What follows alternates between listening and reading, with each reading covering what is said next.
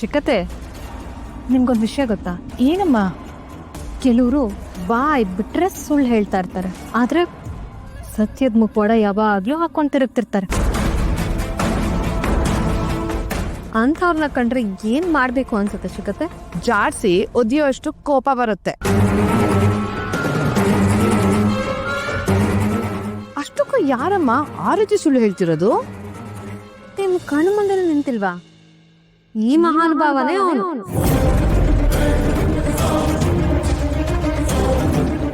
ಏನಪ್ಪ ರಾಹುಲ್, ಸುಳ್ಳು ಹೇಳ್ಕೊಂಡು ನಮ್ಮ ಅಚ್ಚನಂಗೆ ಮೋಸ ಮಾಡ್ತಿದೀಯಾ? ಪಾಪ ಚಿಕ್ಕನು, ಅವಳು ನಿನಗೆ ಕೆಲಸ ಸಿಕ್ಕಿದೆ ಅಂತ ಎಷ್ಟು ಖುಷಿಯಾಗಿದ್ದಾಳೆ. ಒಂದ್ ವೇಳೆ ಸತ್ಯ ಗೊತ್ತಾದ್ರೆ ಪಾಪ ಅವಳೆಷ್ಟು ಬೇಜಾರು ಮಾಡ್ಕೊಳಲ್ಲ. ನಿನ್ ಬಗ್ಗೆ ಎಷ್ಟು ಕೋಪ ಮಾಡ್ಕೋತಾಳೆ ಅಂತ ನಿನಗ್ ಗೊತ್ತಾ? ಆವತ್ತೂ ಅಷ್ಟೇ ಚಿಕ್ಕತೆ, ಇಂದ್ರಾನಗರಲ್ಲಿ ನನಗೆ ಇಂಟರ್ವ್ಯೂ ಇದೆ ಅಂತ ಹೇಳಿ ಯಾವ್ದೋ ಬಿಲ್ಡಿಂಗ್ ಮುಂದೆ ನಿಂತ್ಕೊಂಡು ವಾಚ್ಮನ್ ಹತ್ರ ಮಾತಾಡ್ತಾ ಇರ್ಲಿಲ್ವಾ? ನನ್ನ ಹಿಂದೆ ಯಾರನ್ನಾರು ಫಾಲೋ ಮಾಡಕ್ ಬಿಟ್ಟಿದ್ದೀರಾ? ಅದೆಲ್ಲ ನಿನಗೆ ಯಾಕೆ? ನಿನ್ ಯೋಗ್ಯತೆ ಏನಂತ ನನಗೆ ಗೊತ್ತಿಲ್ವಾ?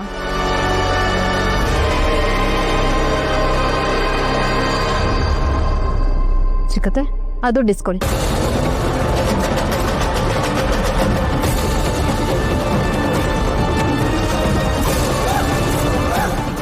ಇದು ನೀವು ನನ್ನ ಮನೆ ಔಟ್ ಹೌಸ್ ಅಲ್ಲಿ ಇರೋದಕ್ಕೆ ಬಾಡಿಗೆ. ಇದನ್ನ ಅವ್ರಿಗೆ ಕೊಟ್ಬಿಡಿ ಚಿಕ್ಕತ್ತೆ. ಎಂತ ವಿಚಿತ್ರ ನಮ್ಮ ಇದು. NGO ನಲ್ಲಿ ನಮ್ಮ ಅಚ್ಚನ ಕೆಲಸ ಮಾಡ್ತಿರೋದು, ನಮ್ ದುಡ್ಡೆ ಬಾಡಿಗೆ ಆಗಿ ನಮ್ಗೆ ಕೊಡ್ತಾ ಇದಾರಲ್ಲ. ಯೋಗ್ಯತೆ ಇರೋರು ಯಾರು ಹೆಂಡತಿನ ಕೆಲ್ಸಕ್ಕೆ ಕಳ್ಸಿ ಅವ್ರ ಊರು ಕೇರಿ ಸುತ್ಕೊಂಡಿರಲ್ಲ. ಯೋಗ್ಯತೆ ಇದ್ರೆ ಮದುವೆ ಆದ್ಮೇಲೆ ಕಷ್ಟನೋ ಸುಖನೋ ಹೆಂಡತಿನ ರಾಣಿ ತರ ನೋಡ್ಕೋಬೇಕು. ಆ ಯೋಗ್ಯತೆ ಇಲ್ಲ ಅಂದ್ಮೇಲೆ ಮದ್ವೆನೇ ಆಗ್ಬಾರ್ದು. ಕರೆಕ್ಟಾಗಿ ಹೇಳ್ದೆ ಕಣಮ್ಮ. ನಿಜವಾಗ್ಲೂ ನಿನ್ನಲ್ಲಿ ಸ್ವಾಭಿಮಾನ ಇದೆ ಅನ್ನೋದಾದ್ರೆ ನೀನು ದುಡ್ದು ಅವಳನ್ನ ಸಾಕು. ಅದನ್ನ ಬಿಟ್ಟು ಅವಳ ದುಡ್ಡಲ್ಲಿ ಬದುಕಬೇಡ. ಚಿಕ್ಕತೆ, ಆ ದುಡ್ಡು ಕೊಟ್ಟು ಬನ್ನಿ.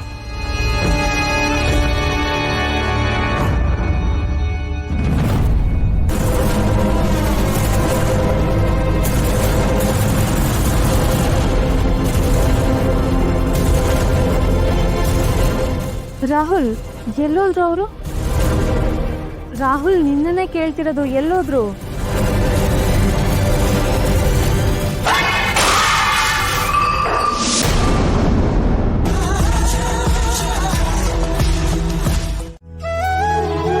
ಅದಕ್ಕೆ ಊಟ ಮಾಡೋಣ. ಏ ದೀಪಾ, ಬೆಳಗ್ಗೆ ನೋಡಿದ್ರೆ ಬೇರೆ ಸೀರೆ ಹಾಕೊಂಡಿದ್ದೆ, ಈಗ ನೋಡಿದ್ರೆ ಪಿಂಕ್ ಸೀರೆ ಉಟ್ಕೊಂಡಿದ್ಯಾ? ಓ, ಹೊಲಿಯಕ್ಕೆ ಅಂತ ಯಾರೋ ಸೀರೆ ಕೊಟ್ಟಿದ್ರೆ ಅದನ್ನ ಟ್ರಯಲ್ ಅನ್ನ ಎರರ್ ಮಾಡ್ತಿದ್ಯಾ? ಏನ್ ಕತೆ? ಮೇಡಮ್, ಮೊದಲು ಆ ಮಾತನ್ನ ವಾಪಸ್ ತಗೊಳ್ಳಿ. ಬಿಟ್ಟಿ ಶಾಕಿಂಗ್ ಮಾಡಕ್ ಅಭ್ಯಾಸ ಇಲ್ಲ ನನ್ಗೆ. ನನ್ ಗ್ರಾಹಕರು ನಂಗೆ ದೇವ್ರ ಇದ್ದಂಗೆ. ಅವ್ರು ಕೊಡೋ ದುಡ್ಡನ್ನ ನಾನ್ ಭಿಕ್ಷೆ ಅನ್ಕೊಂಡು ಕೆಲಸ ಮಾಡೋಳು. ಅಂಥದ್ರಲ್ಲಿ ಅವ್ರು ಹೊಲಕ್ ಕೊಡೋ ಬಟ್ಟೆನ ನಾನ್ ಹಾಕೊಳ್ತೀನ? ಮತ್ತೇಕೆ ಬೇರೆ ಸೀರೆ ಉಟ್ಕೊಂಡಿದ್ಯಾ? ಬೆಳಿಗ್ಗೆ ಒಂದ್ ಸೀರೆ, ರಾತ್ರಿ ಒಂದ್ ಸೀರೆ. ನಿಂತರ ನಾವು ಶೋಕಿ ಮಾಡಲ್ಲ, ನಾವು ದಿನಕ್ಕೆ ಒಂದೇ ಸೀರೆ ಉಟ್ಕೊಳ್ಳೋದು. ನೀವ್ ಎಷ್ಟಾದ್ರೂ ಸೀರೆ ಉಟ್ಕೊಳ್ಳಿ ಮೇಡಮ್, ಅದ್ ನಿಮಗ್ ಬಿಟ್ಟಿದ್ದು. ನಂಗೆ ಈ ಬಣ್ಣದ ಸೀರೆ ಇಷ್ಟ, ಅದಕ್ಕೆ ಉಟ್ಕೊಂಡೆ. ಏನಿವಾಗ? ಹೋಗ್ಲಿ ಬಿಡಮ್ಮ. ಹಾಗೆ ನೋಡಿದ್ರೆ ನಮ್ ದಿಶಾನು ಆಫೀಸಲ್ಲಿ ನಿಂತರಾನೆ ಪಿಂಕ್ ಡ್ರೆಸ್ ಹಾಕೊಂಡಿದ್ಲು.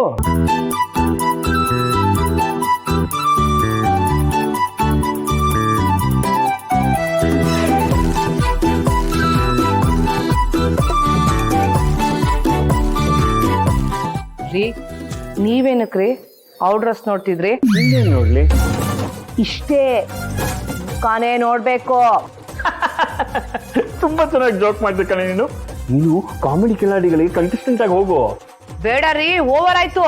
ಇನ್ನೇನೆ ಮತ್ತೆ, ಮುಖ ನೋಡಿದಾಗ ಹಾಕಿರೋ ಬಟ್ಟೆ ಕಾಣಿಸಲ್ವಾ? ಸೆನ್ಸ್ ಇಲ್ದೆ ಮಾತಾಡ್ಬೇಡ. ಆಕ್ಚುಲಿ ಇವತ್ ದಿಶಾ ಮಾಡಿದ ಪ್ರೆಸೆಂಟೇಶನ್ ತುಂಬಾ ಯುನೀಕ್ ಆಗಿ ತುಂಬಾ ಚೆನ್ನಾಗಿತ್ತು ಅಲ್ವಾ? ಹೌದಮ್ಮ, ಎಂತೆಂತ ಯೂನಿಕ್ ಡಿಸೈನ್ ಪ್ರೆಸೆಂಟ್ ಮಾಡಿದ್ಲು. ಅವಳು ನೋಡಿ ಎಲ್ಲರೂ ಕಲ್ತ್ಕೋಬೇಕು. ನನ್ನ ಏನಕ್ರಿ ನೋಡ್ತಾ ಇದ್ದೀರಾ? ಕಲ್ತ್ಕೊಳ್ಳಿ ಅಂತ. ಏನೋ? ಅಯ್ಯೋ, ನೀನ್ ಅಲ್ಲಿದೆ ದಿಶಾನ್ ನೋಡಿ ಈಗಿನ ಕಾಲದ ಹುಡುಗಿರು ಕಲ್ತ್ಕೋಬೇಕು ಅಂದೆ. ಅಲ್ವೇ ನಚೀರು? ಹೌದು ಚಿಕ್ಕಪ್ಪ, ದಿಶಾ ಅವರು ನಮ್ಮ ಕಂಪ್ನಿ ಕನ್ಸಲ್ಟೆಂಟ್ ಆಗಿ ಬಂದಿರೋದು ನಿಜವಾಗ್ಲೂ ತುಂಬ ಒಳ್ಳೆ ವಿಷಯ.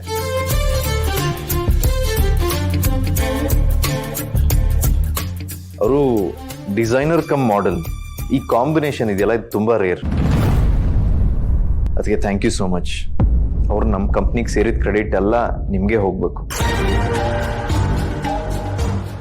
ದಿಶಾ ನಮ್ಮ ಕಂಪನಿಲೇ ಪರ್ಮನೆಂಟ್ ಆಗಿ ವರ್ಕ್ ಮಾಡ್ತಾಳೆ ಅಂದ್ರೆ ನಾನು ಏನ್ ಮಾಡಕ್ಕೂ ready. What you say Chiru? ನೋಡೋಣ. ಅದಕ್ಕೆ ಸದ್ಯಕ್ಕಂತೂ ಅವ್ರು ನಮ್ಮ ಕಂಪ್ನಿಲಿ ಇರೋದ್ರಿಂದ ನಮ್ಮ ಪ್ರಾಜೆಕ್ಟ್ಸ್ ಎಲ್ಲ ತುಂಬ ಚೆನ್ನಾಗಿ ನಡೀತಾ ಇದೆ.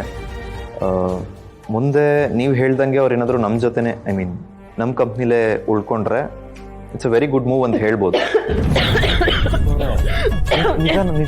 Super scene. ಇದೇ ತರ ಸೇಮ್ ಟು ಸೇಮ್ ದಿಶಾ ನೆತ್ತಿನೂ ತಡ್ತಚ್ಚಿರು.